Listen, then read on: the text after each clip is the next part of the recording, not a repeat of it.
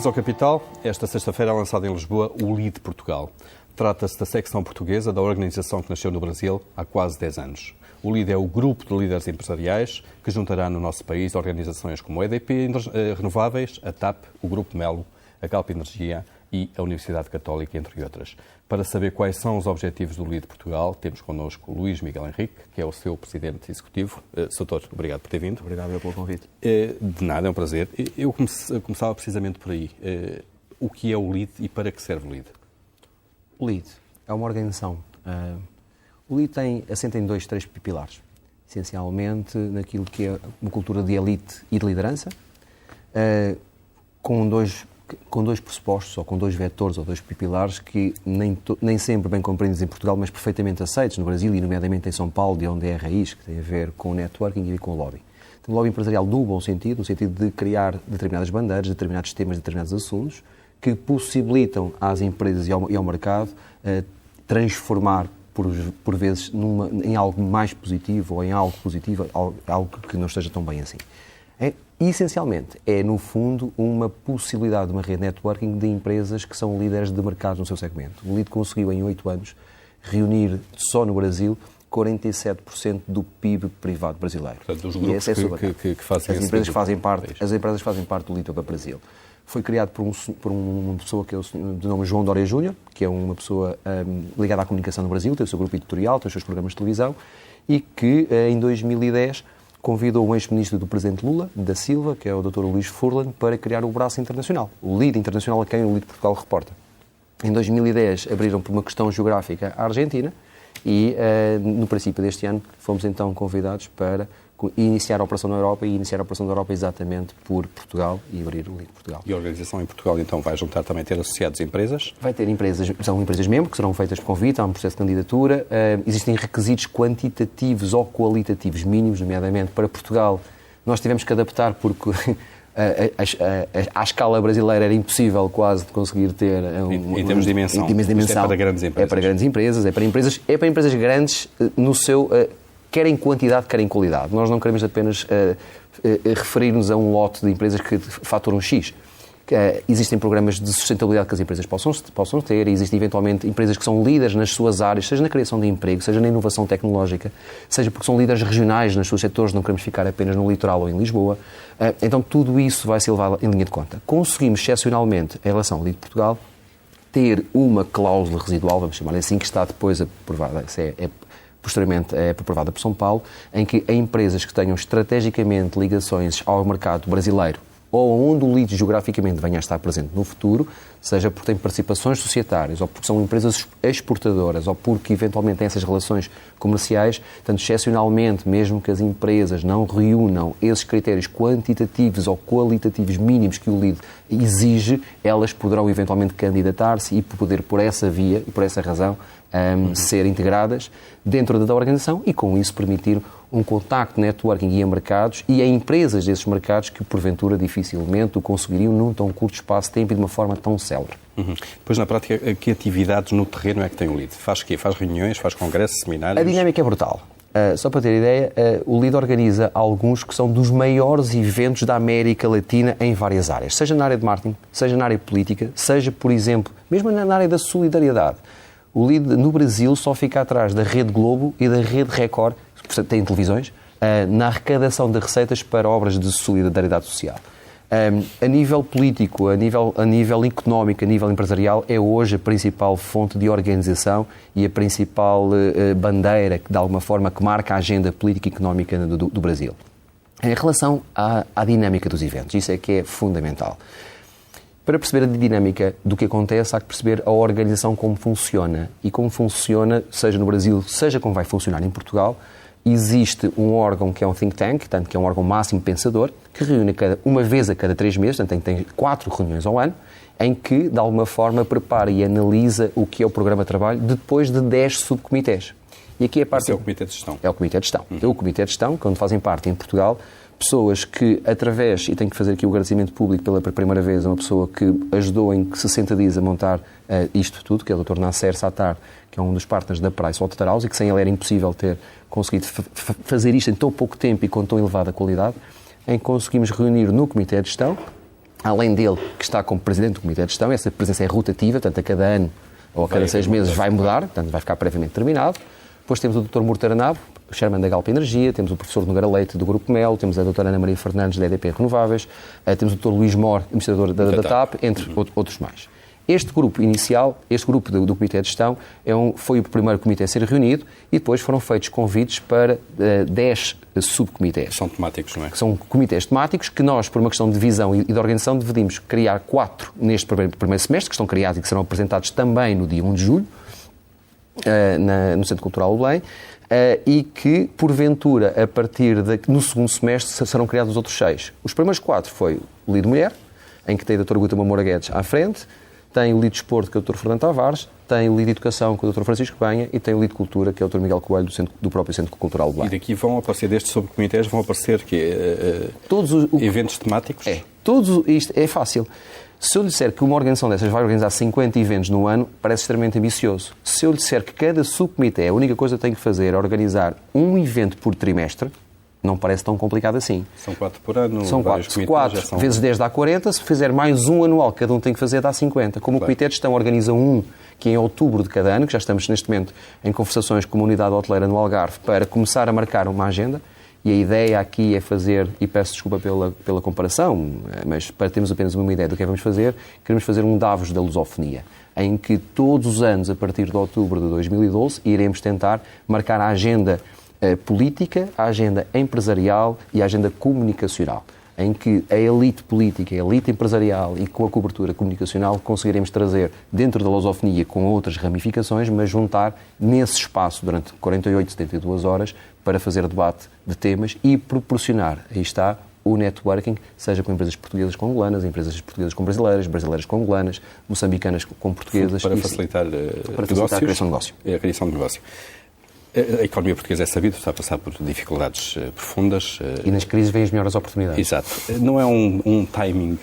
Não, nas crises vêm as melhores oportunidades. Este timing é bom para isso. Porque, sem querer, quando me convidaram a primeira vez para deslocar a São Paulo para ouvir, quando vim, eu senti que conseguia trazer uma coisa boa para Portugal e para as empresas portuguesas. E falava enquanto advogado, no meu escritório.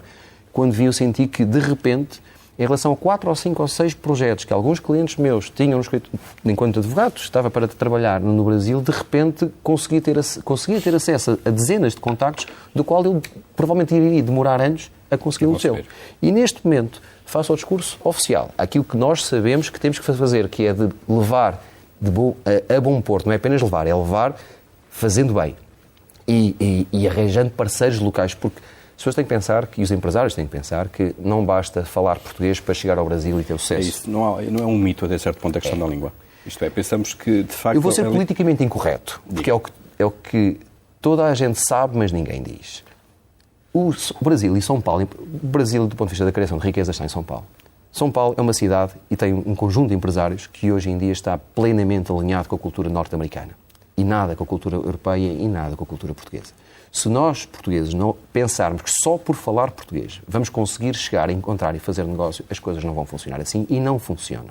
Só funcionam se nós formos bons, se fizermos bem, se formos profissionais, se formos rápidos, se formos decisivos, se formos objetivos, se formos pragmáticos. Se estivermos ao nível dos melhores dos outros países. Tem que ser igual.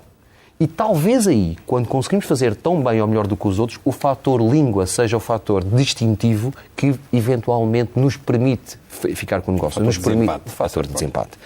É só isso. Não pode ser por isso, não vamos ficar... Um empresário que chega a São Paulo, não é por falar português vai ter um negócio que tem um uruguaio, ou que tem um americano, ou que tem um mexicano, ou que tem um chinês, ou que tem um indiano.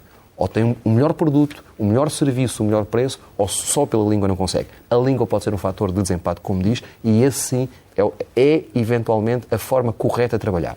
Mas em Portugal não há muito essa ideia. Fala-se muito da língua, de facto, o espaço da língua portuguesa. O espaço da língua portuguesa é um espaço... Que é obviamente um ativo, mas não é o ativo mais importante para nós. Por exemplo, nós temos, e íamos falar talvez mais adiante, em relação à questão do Lichina, para nós seria importante conseguir que o Lichina não deverá estar em 2012, o processo está em curso. Já falamos disso, iremos apresentar Macau, mas não é fácil convencer o Brasil que, porventura, as coisas sejam feitas em Macau. À partida, quem está a decidir do ponto de vista geográfico faz mais sentido fazer em Pequim, ou em Xangai, ou em Hong Kong. São grandes centros onde tem grandes centros de negócios, e não é pela lusofonia que podemos lá chegar. Poderá ser por argumentos sistematizados, quantitativos e qualitativos que mostrem que, em rigor, é a melhor solução do ponto de vista empresarial, é a melhor solução do ponto de vista económico, não é por outra.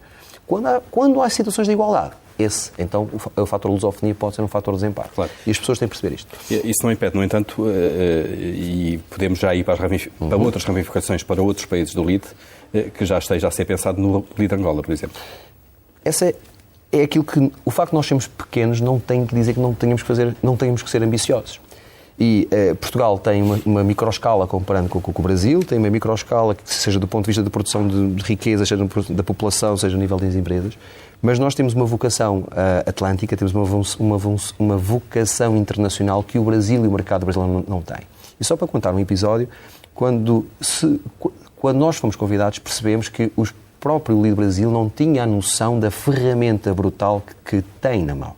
E fomos nós, LID Portugal, que apresentámos ao Presidente do LID Internacional, ao Dr. Luís Fernandes e ao Dr. João Dória, a possibilidade de, em 3 anos, estar presente em 4 continentes. Portanto, deixámos a Oceania por uma questão geográfica de parte e pensámos América, Europa, África e Ásia. E apresentámos um projeto para um país em cada semestre, onde pensamos que nos próximos 10 anos se vão passar os grandes passos empresariais. E a nossa ideia subjacente a isto é colar as empresas portuguesas aos eixos onde a riqueza está a ser criada, onde o dinheiro vai circular, onde os negócios vão fluir. As economias emergentes, não é? As economias emergentes, onde estamos a falar Emirados Árabes Unidos, Kuwait, Arábia Saudita, estamos a falar de China, estamos a falar de Índia, estamos a falar de Angola e estamos a falar do Brasil. E já para o outro treino a seguir, onde estará também a Turquia, sendo que no primeiro está a Rússia. Esse projeto foi apresentado por nós. Eu posso dizer que em São Paulo quase que ficaram de boca abertos como é que um país tão pequeno como Portugal e ainda estávamos a começar como é que se tinha aquela visão, mas facilmente foi aceite e foi até anunciado, nomeadamente posso dizer que durante esta semana estou em conversações, portanto iremos ser recebidos em audiência pelo Sr. Embaixador da Angola, no próximo mês partiremos para Luanda, já para dar início com pessoas locais para montar até ao final do ano o LID Angola e conseguir ter esse triângulo do Atlântico até 31 de dezembro do corrente ano perfeitamente montado para conseguir fluir tudo aquilo que nós pretendemos. E a Ásia? A Ásia, o LID China já está a ser preparado para o próximo ano. Também a partir de Portugal. Nós fomos nós que demos a ideia, os primeiros contactos estão a ser trabalhados com São Paulo em parceria connosco. Eu sou advogado em São Paulo desde 1925 e o colega de São Paulo com quem eu trabalho é o Presidente do LID Bahia, é ele que também está a comandar essa parte. Nós propusemos este ano a fazer o LID Portugal e o LID Angola e iremos ajudar a montar o LID China e outros que seguirão, nomeadamente o LID Emirados Árabes Unidos, que será também no segundo semestre de 2012, aquele que será preparado e montado. Muito bem.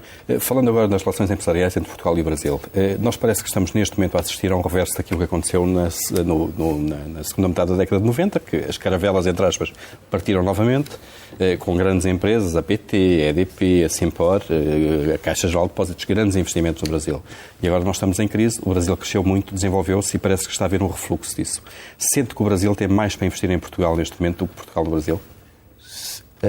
São duas fontes de investimento, duas formas de investimento diferentes. Isto é, neste momento há excelentes oportunidades em Portugal para determinadas empresas e grandes empresas trabalharem. Atenção, é necessário perceber que as grandes empresas no Brasil não veem para Portugal como um mercado... Veem o mercado. O que se vende no Brasil, e acredito nisto que lhe vou dizer, não é Portugal, é Europa.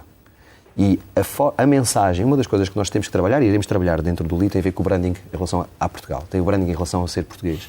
Eu trabalho bastante fora de Portugal e acredito que vender qualquer empresa portuguesa ou qualquer empresa portuguesa e produto português dessas empresas é 3 vezes, 4 vezes mais difícil. Porquê? Não é que as coisas sejam más, a comunicação é mal feita. E a imagem dos produtos portugueses no Brasil é boa ou má, de uma forma genérica? Está a ser melhor, felizmente, mas é um trabalho que tem que ser feito melhor ainda, com mais ambição, com mais eficiência. Essencialmente a palavra é eficiência. Tem que se focalizar, tem que se comunicar e isso tem que ser bem feito. E nós vamos ajudar a fazer isso, porque temos muitas pessoas no LID que sabem do Brasil, percebem do Brasil, não vão ter complexos em dizer o que é que está errado, não vão ter qualquer tipo de... Não há problema ser politicamente incorreto, ninguém tem nenhuma ambição específica de fazer o que quer que seja a seguir. Vamos explicar o que é que tem que ser feito, vamos executar o que tem que ser feito.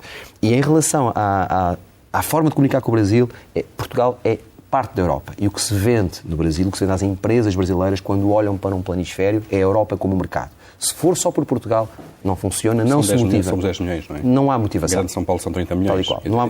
A dimensão que o Brasil tem para nós é completamente o discurso para chegar aos parceiros brasileiros, para motivar os parceiros brasileiros, para os namorar, para nós sermos sexy, vamos chamar-lhe assim, eles têm que perceber que somos a entrada para um outro mercado, para o mercado todo, o mercado é a Europa.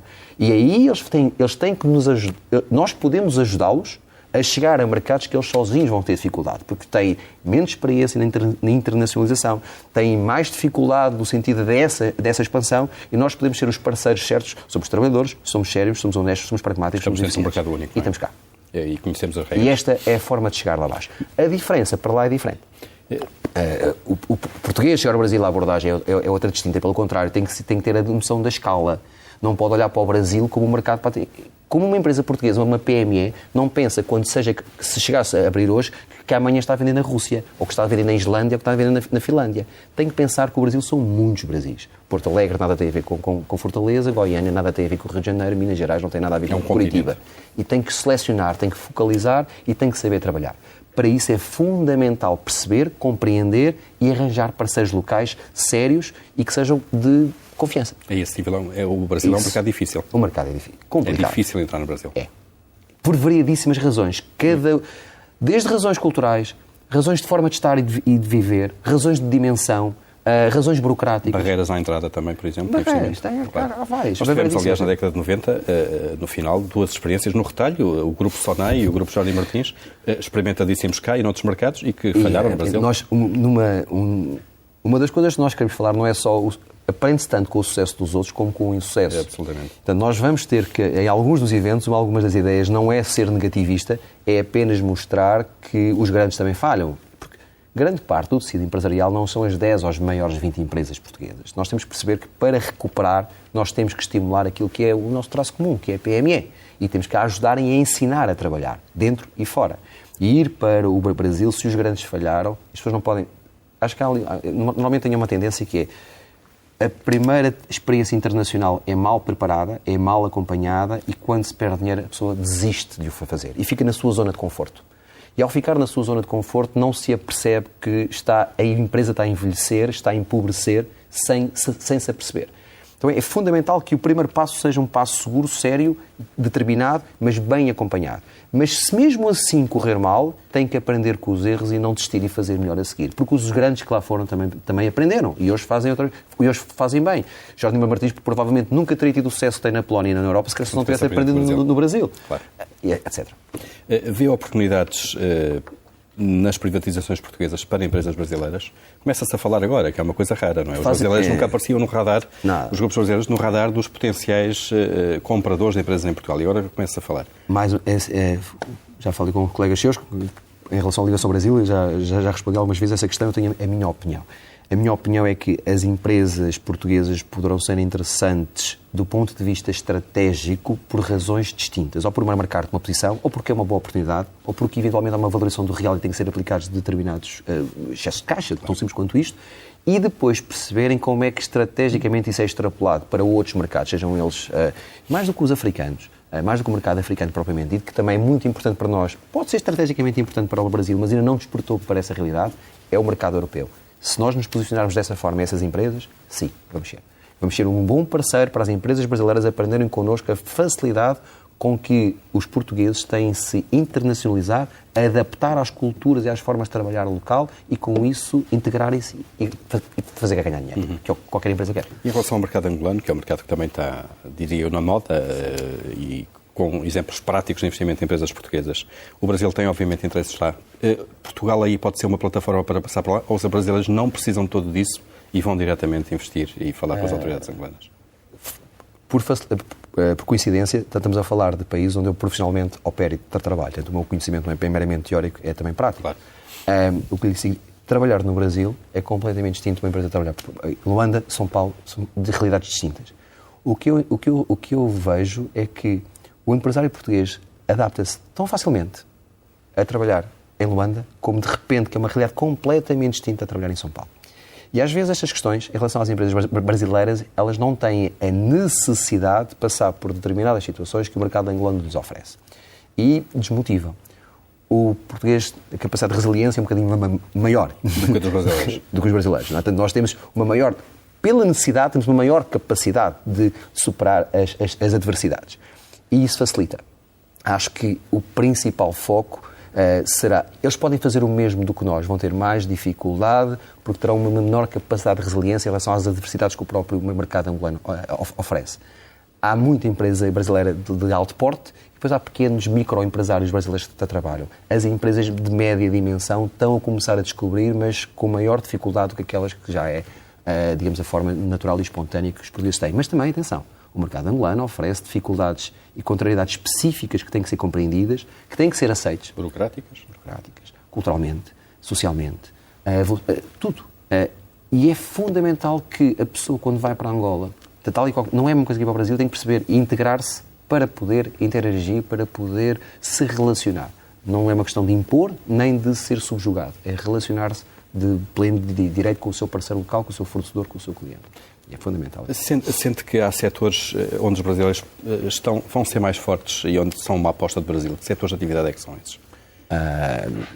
Por exemplo, tudo o que tem a ver com energia, tudo o que tem a ver... Até a própria construção, grandes construções, obras públicas.